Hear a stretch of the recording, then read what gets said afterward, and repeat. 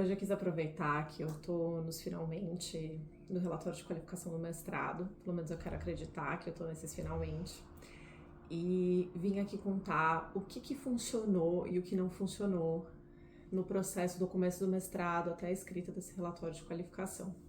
Porque eu venho reparando nesse tempo de mestrado, né, nesse 1 ano e meio, um pouco mais de 1 ano e meio de mestrado, que as qualidades mais importantes para continuar e conseguir chegar até o fim, eu espero, são organização e disciplina, né?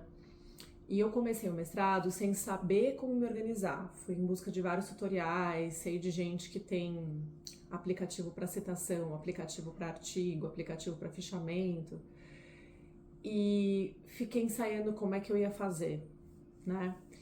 E por mais que eu adore tecnologia, adoro aplicativos novos, adoro conhecer essas coisas, eu percebi que aquilo estava me distraindo do que eu realmente precisava fazer, que era ter um sistema que funcionasse. Ele poderia ter a cara que fosse, mas ele precisava funcionar, e para funcionar para mim precisa ser simples e de fácil acesso. E eu comecei com o Notion. Então no Notion eu abri lá, anotei as disciplinas que eu ia fazer, botei as tarefas, fiz listas de leitura, porque eu uso muito o Notion para fazer um inventário dos meus livros, uso também para armazenar os textos da newsletter, então já era uma plataforma que eu usava e uso ainda bastante, mas depois de um tempo eu percebi que não estava funcionando para o mestrado, principalmente por conta dos arquivos, né? Na versão gratuita do Notion, você tem um limite de arquivos que você pode anexar ali. E eu precisava muito dessa biblioteca de arquivos, né? Porque a gente vai lendo muita coisa desde o começo do mestrado e muita coisa que você só vai ler uma vez e nunca mais, mas tem outras coisas que você lê e que você começa a sacar que vai precisar usar em algum momento e aquilo precisa estar bem arquivado, bem organizado. Foi nesse momento que eu passei a usar, nesse momento, sei lá, mais pro meio do ano passado, segundo semestre do ano passado, que eu passei a usar só o Google Drive. Que é essa plataforma hiper simples do Google, né, que nada mais é do que um grande HD externo, onde eu fui criando várias pastas no mestrado e assim consegui me organizar. Bom, eu até abri aqui para mostrar para vocês, porque é uma pasta bem simples, com títulos bem intuitivos mesmo.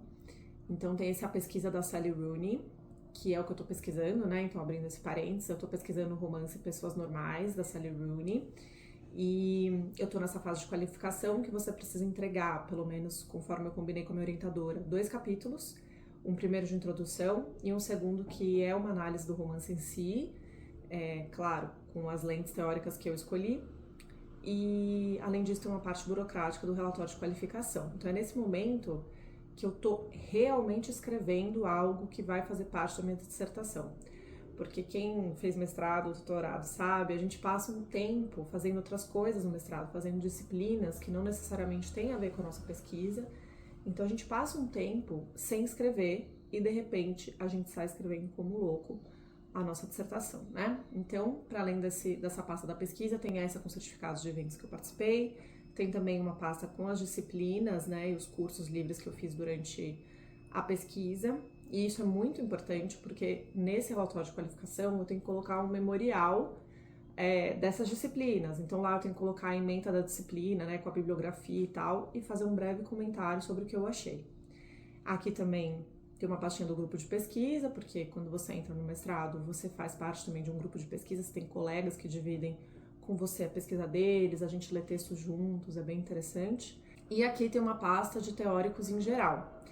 Essa pasta é onde eu coloco as coisas gerais de letras, porque como vocês sabem, eu fiz jornalismo, então eu tenho várias lacunas. São textos que eu li ou para as disciplinas ou para estudar para o processo seletivo do mestrado e que eu achei interessantes e que vira e mexe eu volto para um conceito, né? Bom, aqui na pasta da pesquisa da Sally Rooney, eu tenho várias coisas também.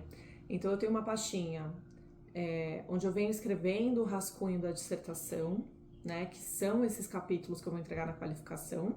Aqui é um rascunhão mesmo, é um arquivo assim, com esquemas, com anotações para mim mesma. Lá embaixo desse arquivo Eu tenho um banco de ideias, um banco de aspas e tal que eu quero usar. Então ele é um arquivo bem geralzão. Tem também aqui uma pasta de apresentações e oficinas, onde eu guardo tanto os slides que eu fiz para essas apresentações, como os roteiros, né? E esses roteiros de apresentação são muito importantes para mim, porque é um momento que eu consigo, às vezes, consolidar algumas ideias que estavam perdidas na minha cabeça. E aí, como eu escrevo em formato de fala, às vezes fica mais fácil depois eu pegar isso e transformar em texto, né? Então eu vi também como é importante ir salvando tudo isso que eu faço, qualquer tipo de apresentação da pesquisa que eu faça, né? Aí, as outras pastas, eu fui dividindo, assim, artigos e reportagens específicas sobre a Sally Rooney, aí tem texto só sobre catolicismo, o contexto literário irlandês, que é uma coisa que eu tratei muito nessa introdução, então todos os textos que tratam desse contexto mais geral e também do contexto da Sally Rooney de alguma forma estão nessa pasta. Aí também tem sobre economia, porque o meu mestrado fala muito da crise de 2008, a crise financeira de 2008, o estouro da bolha imobiliária. Eu tive que aprender muitos conceitos econômicos. Então, eu tenho muitos textos aqui, desde crises em geral do capitalismo, como também mais focado na crise da Irlanda, né, que é o que eu estou estudando. Aí eu tenho também uma pastinha com escritos da Sally Rooney, então são artigos, ensaios que ela escreveu e publicou na imprensa, né, para além dos romances, para além da ficção. Tenho também espaço e tempo. Espaço e tempo é uma coisa que eu tenho tratado muito na minha pesquisa. Eu tô focada muito em como ela trabalha o espaço e tempo. E então eu tive também que ler muitas coisas teóricas a respeito disso. E aí eu tenho a pastinha do relatório de qualificação, que eu vou separando assim, o capítulo, né, que eu vou separando com arquivos, o nome, assim, bem tipo introdução que eu mandei para minha amiga, introdução para minha orientadora, para o meu amigo, enfim. E aqui tem um arquivo só de referências bibliográficas, para eu não ir perdendo as referências que eu estou usando. E assim eu vou fazendo, né? Tem exemplos de relatório de qualificação de colegas que gentilmente me mandaram e tal. E aí, né, tem aqui romance de formação, teses, dissertações e tal. E aí, eu tenho um arquivo que tem salvado a minha vida, que eu já falei algumas vezes aqui, que é o diário de pesquisa, né? Comecei de uma forma até um tanto displicente, não imaginando que ele seria tudo isso para mim, mas fui escrevendo como forma de não esquecer certas ideias, porque eu acho que um grande desafio do mestrado e do doutorado, mais ainda, é o tempo, né? Então você começa a pensar nessa pesquisa antes mesmo de entrar, quando você vai fazer o processo seletivo, vai entregar o projeto de pesquisa. Você passa meses fazendo disciplinas, então você meio que fica com essa pesquisa em stand-by, porque você tem que fazer artigos para essas disciplinas, que você, na melhor das hipóteses, tenta conectar a sua pesquisa, mas nem sempre é possível. Então é uma carga de leitura de outras coisas, de outros temas, muito grande. E eu ia tendo ideias, insights, e inicialmente eu anotava nos meus cadernos, que eu tenho vários cadernos, e eu via que aquilo ia se perder. Então eu falei, vou abrir esse arquivão, é um arquivão simples no Google Docs, então é um arquivo de Word, basicamente, onde eu fui colocando a data e fui escrevendo. Então tive a ideia X, talvez para falar sobre isso eu poderia usar o artigo Y. E aí eu fui percebendo que eu voltava para esse diário de pesquisa mais do que para qualquer outro arquivo que eu tenha feito para me organizar. Então eu comecei a usar esse diário de pesquisa para absolutamente tudo, né? Então, para além dos insights que eu já comentei, eu comecei a colocar aqui também uma espécie de fichamento desses artigos que eu vinha lendo e que eu achava que eu poderia usar na escrita em si. E aí que eu queria falar um pouco mais dessa questão do fichamento, porque muita gente me pergunta, eu quando entrei no mestrado fiquei com essa dúvida também, mas eu vou ter que fichar todo o texto que eu leio, eu não sei se eu funciono assim, acho que eu vou anotar muita coisa que eu não vou usar, né? Então eu fiquei muito perdida nesse rolê. Aí eu pensei, vou fazer, e aí eu vejo como naturalmente eu vou me organizando, porque é melhor do que tentar me adequar a um sistema de fichamento já muito engessado, né? Desses que existem, a gente vê, funciona para muita gente, mas para mim eu senti que não ia rolar. Então, no começo do mestrado, eu comprei esse iPad mini, que muita gente me pergunta se eu gosto pra caramba, um amigo meu trouxe pra mim dos Estados Unidos, então foi bem mais barato do que comprar aqui, eu nem sei quanto custa aqui, mas sei que seria muito caro pra mim. E eu comprei esse iPad basicamente para usar para o mestrado. Então, eu uso para estudar e eventualmente para assistir uma coisa ou outra, né? Tipo Netflix e tal. E aí eu uso esse aplicativo chamado Notability, que eu consigo colocar os arquivos em PDF, que era o que eu mais sentia falta, porque o Kindle, quem tem Kindle sabe, a gente baixa o PDF para lá, a gente consegue enviar arquivos e o arquivo fica muito desconfigurado, fica até difícil de ler.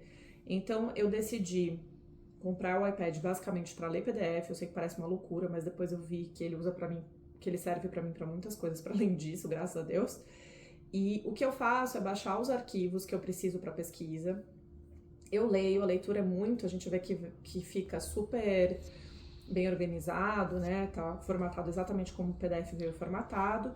E aí é um arquivo que eu consigo grifar as coisas que me interessam, escrever algumas coisas em cima também, mas eu basicamente grifo. E aí eu peguei o hábito de, depois de grifar, como eu tenho esse arquivo aqui e no Google Drive, porque ele é quase que um espelhamento do meu Google Drive, então pra gente ver como tudo está conectado, isso facilita bastante do que ter várias plataformas separadas. Eu vejo aqui o que eu grifei, abro o meu diário de pesquisa e pego esse arquivo ali no Google Drive, copio as partes que eu grifei e trago para o meu diário de pesquisa, né? Então tem trechos aqui que eu penso, olha, isso eu posso usar para quando eu for falar de como a Sally Rooney fala diretamente sobre a crise econômica de 2008. Então eu sempre trago o trecho do texto e um breve comentário meu, uma frase às vezes só, com palavras-chave. Então é a crise de 2008, é sobre construção de afeto, é sobre questão de classe social, porque depois fica muito fácil de eu achar com o Ctrl F, né? Então isso é uma qualidade também do Google, que tem uma ferramenta de pesquisa muito boa, muito melhor do que muitos aplicativos. Então eu sinto que está bem organizado o meu diário de pesquisa e tá de fácil procura, de fácil busca. Então as coisas não se perdem, porque dificilmente eu vou ter tempo de rolar meu diário inteiro, ele tá imenso. Ele é até um arquivo aqui 100 páginas, ele não marca a página, porque eu tava ficando angustiada com o tamanho. Então ele é um arquivão que eu rolo e eu não ia achar nada se eu dependesse de só rolar. Então daí a importância da ferramenta de busca.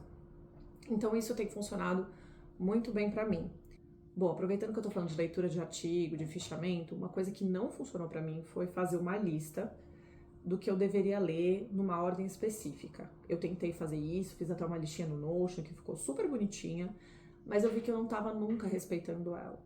Eu acho que um dos motivos é a forma como eu me organizo para escrever. Então, às vezes vem um assunto específico, um trecho daquele romance que me desperta algo, seja porque eu vi uma referência em outra série, em outro livro, eu falo, olha, isso tem no romance que eu trabalho também, será que eu consigo explorar isso? E aí eu ia mergulhar em texto sobre isso, e aquela lista ia ficando para trás. Então eu percebi que eu preciso ter essa flexibilidade de seguir por caminhos que estão me interessando naquele momento. Então, como é que isso funcionou na prática para mim? Na hora que eu fui escrever esses capítulos do relatório de qualificação, eu fui esbarrando em temas que eu precisava explorar mais. Então eu parava a escrita, ia ler, às vezes lia assim um monte de coisa até voltar para escrever um parágrafo. É um tanto assim que funciona a pesquisa, e isso é algo diferente para mim, que sou jornalista, que tem um tempo curtíssimo e preciso, assim, de formação rápida, concisa, para bater o olho e escrever um texto, porque, né, jornalismo é essa coisa ágil. Na pesquisa, não. Então, às vezes, você vai mergulhar em coisas para depois vir e escrever uma frase. É claro que precisa ter um equilíbrio nisso. Não dá pra gente mergulhar 1 ano, 2 anos numa coisa e depois voltar pro texto. Não vai funcionar. Então eu tentava de alguma forma, olha, eu acho que eu li o suficiente para escrever. E tentava ir lendo e já esboçando uma frase. Olha, esse dado me interessa, deixa eu pegar esse dado e botar aqui no texto.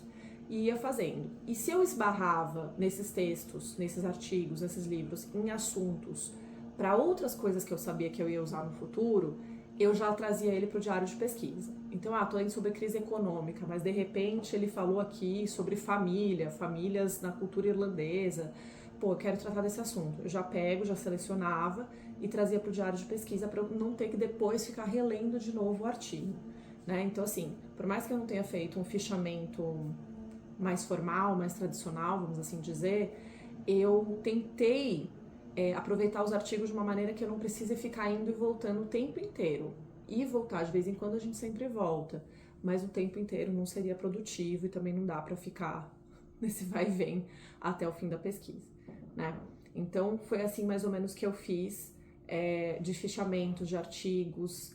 E eu acho que funciona muito isso, de você ir mergulhando nos temas conforme você vai sentindo a necessidade. E a necessidade, quem me diz normalmente, é o romance, né? Porque eu quero trabalhar muito no concreto, eu não tenho a intenção de ficar levantando teorias que nada tenham a ver com o romance, eu quero muito essa proximidade com o romance, quero ter uma organicidade, essa palavra? Não sei se é essa palavra, mas o que eu quero dizer é que eu quero que a escrita fique orgânica, né? Que as minhas ideias, que as minhas reflexões, elas se conectem de forma orgânica também com a teoria, né? E eu acho que tá dando certo até agora, tá? A introdução minha orientadora gostou bastante e assim eu tenho conseguido caminhar no texto, porque eu tinha muito esse medo de travar, né?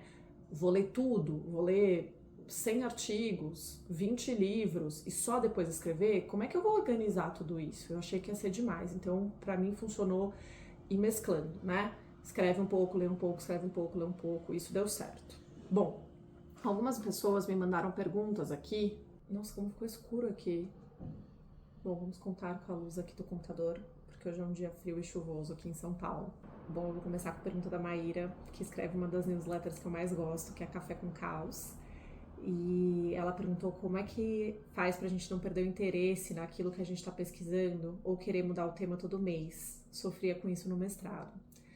Cara, mudar de tema eu não vou saber responder, porque eu mudei, não de tema totalmente, mas eu mudei o romance, que é o objeto da minha pesquisa. Então, eu comecei o projeto do mestrado, né? Eu me inscrevi no processo seletivo com a ideia de pesquisar Conversas entre Amigos, né? Que é o primeiro romance da Sally Rooney.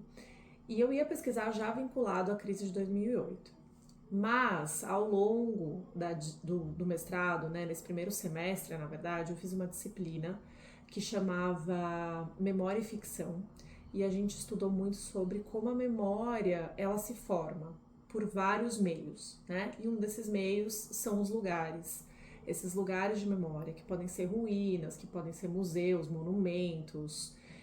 E eu lembrei que tem uma cena em Normal People, né, em Pessoas Normais, onde eles vão numa casa abandonada, que é um dos símbolos da crise de 2008 na Irlanda. Então eu falei, cara, olha que coisa boa. Escrevi meu artigo para disciplina só sobre isso, né? Então investiguei muito o que isso significa na sociedade irlandesa, fui em busca de números, quantas casas abandonadas tem e tal, como é que isso é retratado em outros livros contemporâneos, e eu percebi que eu queria seguir por aquele caminho, por aquele romance, que tem um marco temporal muito específico desses anos de austeridade da Irlanda. Conversa entre Amigos não tem um marco temporal claro, né? A gente subentende que seja depois da crise, mas enfim, fato é que Pessoas Normais tinham muito mais elementos para eu trabalhar do que Conversa entre Amigos, e eu mudei de ideia com a aprovação da minha orientadora. Foi uma troca muito tranquila, né, e natural, assim, né? Fui percebendo que eu consegui explorar mais, isso foi ótimo, sem sofrimento.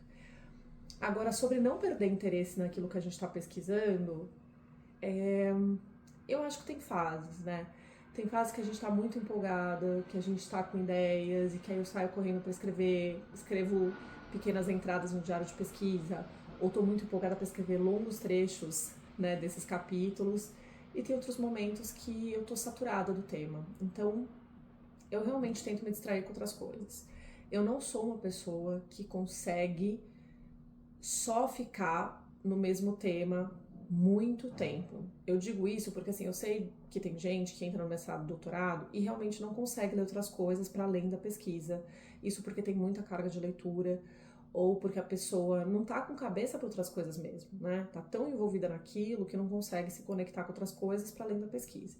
Eu não sou assim, eu preciso desses momentos de respiro, momentos em que eu fico obcecada por outros assuntos. Então, eu tô num momento difícil porque eu tô, né, chegando nesse prazo do relatório de qualificação, tendo que escrever, tendo que finalizar, mas eu tô completamente obcecada por assuntos da máfia. Essa é uma obsessão que vai e vem na minha vida. Vira e mexe eu volto a ficar obcecada com coisa de máfia, porque eu gosto muito do Poderoso Chefão.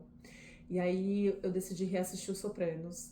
E aí decidi ler o livro do Poderoso Chefão. E assim, quando eu vejo, eu tô pesquisando coisas na Amazon só sobre máfia, e quero ver a série que tem na Paramount, né, que é sobre a produção do filme, então os bastidores do filme, que todo mundo me indica que quero muito ver, mas vou deixar pra ver depois do relatório. Então eu acho que é um pouco assim que eu consigo não cansar, respeitando. E para respeitar esse meu tempo, eu não posso deixar as coisas para a última hora, né? Porque senão o prazo me pega no momento que eu tô completamente desconectada da pesquisa e aí não funcionaria. Então eu realmente sou uma pessoa que tento fazer aos poucos. Não fazer sempre, mas fazer com constância, né? Então, claro que agora nesse período de escrita eu tô muito focada nisso. Eu tô todo dia chegando mais cedo no meu trabalho, que é um lugar onde tem um bom computador, então eu sento lá até a hora da entrada no serviço, eu fico escrevendo. Mas normalmente eu vou e volto, sabe? Tento me dedicar uns 2 dias na semana, tento sempre ficar também com a pesquisa no fundo da cabeça, que isso ajuda. Então, assim, como eu nunca esqueço que ela existe, né? Eu não fecho esse arquivo e jogo fora e falo, nossa, eu só vou ver lá na frente. Não. Eu tô sempre com isso, assim, isso é uma coisa que faz parte do meu dia, então tá sempre no fundo da minha cabeça. Então, vira e mexe é algo que eu tô vendo aleatório, de outro tema, se conecta com a pesquisa. Então, eu vou fazendo assim, tentando não perder o ritmo, né? E aí eu reforço, perder o ritmo não é fazer o tempo inteiro, mas é realmente ir e voltar, ir e voltar, ir e voltar. E aí tem até uma pesquisa da Babi que ela pergunta, você escreve um pouco todo dia? Não, é isso que eu falei, não, eu escrevo todo dia, pra mim isso não é uma realidade. Tem dias que eu tenho horário para escrever, tem dias que eu não tenho horário para escrever. E entre o trabalho como jornalista, a pesquisa, eu ainda faço a newsletter. Então, na verdade, eu escrevo sim todos os dias, mas eu escrevo coisas diferentes. Então, tem dias que eu só estou escrevendo coisas para o jornalismo, dias que eu só estou escrevendo coisas para newsletter. Mentira, eu tô sempre escrevendo pro jornalismo todo dia, mas também acrescento a escrita da newsletter, a escrita da pesquisa, né? Então, a pesquisa todo dia não consigo. Que mais? Deixa eu ver aqui a outra pergunta que tinha. A outra pergunta, deixa eu ver aqui. Como é que é o meu processo de escrita, principalmente quando eu tô bloqueada? Que é da Jéssica. Bom, Jéssica, nesse período de fim de prazo, né? O prazo para qualificação é 4 de setembro e eu tô querendo entregar isso, assim, sei lá, até o meio de agosto para minha professora ler, para eu ter tempo de ajustar umas coisas, porque eu já venho entregando, né? A introdução já entreguei, tava feita, agora falta esse capítulo e a parte mais burocrática não tem muito o que fazer, mas enfim, nesse processo de final, eu tenho que escrever mesmo estando bloqueada. E aí, eu acho que isso é uma habilidade que eu adquiri com o jornalismo. No jornalismo, as coisas precisam sair naquele dia, pelo menos no meu caso, né? Eu trabalho com jornalismo de TV, um jornalismo diário, então eu não tenho opção de estar bloqueada. As coisas precisam caminhar, eu preciso entregar diariamente alguma coisa. O que eu faço é, se o começo tá difícil, normalmente o começo é complexo de qualquer texto, mesmo texto jornalístico, eu vou para a parte que é fácil, tipo o vestibular que ensinaram pra gente, né? Começa com as perguntas fáceis, depois você volta para as difíceis. Eu aplico muito isso na minha vida também. Então, eu tô bloqueada em como iniciar um texto, eu vou pro meio. Se é um texto jornalístico, né, do meu trabalho, eu preciso criar uma arte, vou já para essa parte mais burocrática, porque a arte de reportagem normalmente está vinculada a dados, não precisa de muita criatividade e tal. Então eu vou destravando as coisas que eu sei mais ou menos já como fazer e depois volto para a parte que eu tô travado, né? E eu uso isso na pesquisa também. É claro que é muito mais gostoso escrever um texto quando você já tem um começo de cara, você já sabe como as coisas vão se conectar, se organizar, parece que flui melhor.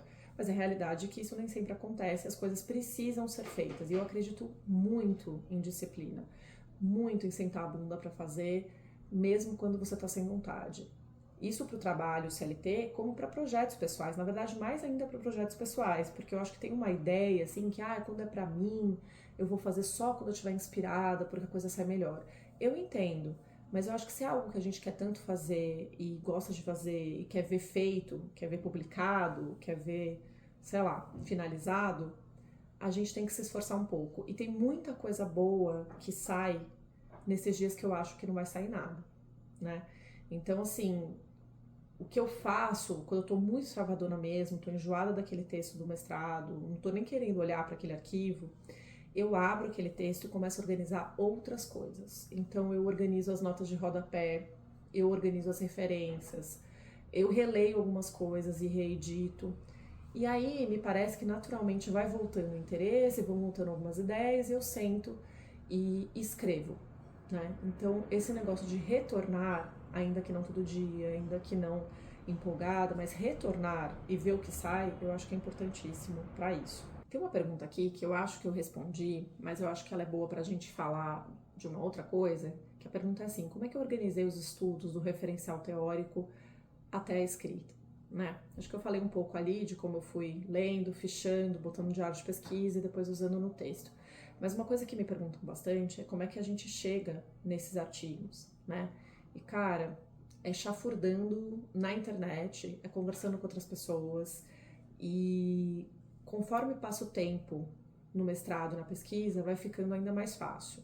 Primeiro porque você vai conhecendo as pessoas que realmente tratam do tema que você está pesquisando, quem são os grandes nomes, e isso você vai descobrindo aos poucos, tá?